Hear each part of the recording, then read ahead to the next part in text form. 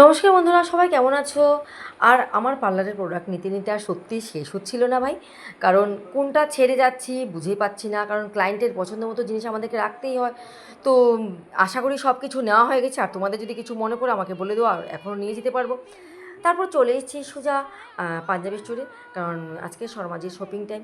শর্মাজিকে বলেছিলাম পাঞ্জাবি স্টোরে আসার জন্য, পাঞ্জাবি দেখবো আজকে, কারণ পুজোতে পাঞ্জাবি তো একটা চাই না, অষ্টমীর দিন ভালো লাগে না। তো সেখানে খুঁজছিলাম কটন পাঞ্জাবিগুলো, ভীষণ ভালো ছিল দেখতে, খুব সুন্দর ছিল। যাক, পাঞ্জাবি কোনটা নিয়েছি সেটা কিন্তু আমার আজকে সিক্রেট রয়ে গেলো, সেটা আমি দেখাচ্ছি না। তারপর চলে গেছি সোজা ফ্যামিলি স্টোরে। তো ফ্যামিলি স্টোরেই মোটামুটি শার্ট প্যান্টের কালেকশানগুলি মোটামুটি ভালো থাকে। তো সেখানে সোজা চলে গেছিলাম, সেখানে দেখেছি আর নেওয়া হয়ে গেছে সমাজের ড্রেস।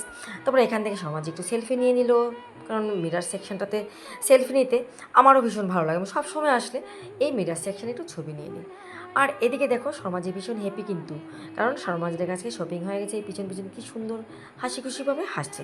হ্যাঁ, শপিংয়ে তো সবারই খুশি হয় ভাই। তারপর খিদা লেগেছিলো, তারপর চলে এসেছি, একটু পাপড়ি চাট নিয়ে নিয়েছি। বেশ ভালো ছিল, কারণ এই গরমে পাপড়ি চাট আর ধোকলা ছাড়া কিছু খাওয়ার মতো উপায় ছিল না। তো আমার ভিডিওগুলি তোমাদের কাছে কেমন লাগে বন্ধুরা জানাবে। প্লিজ লাইক শেয়ার কমেন্ট করবে একটা।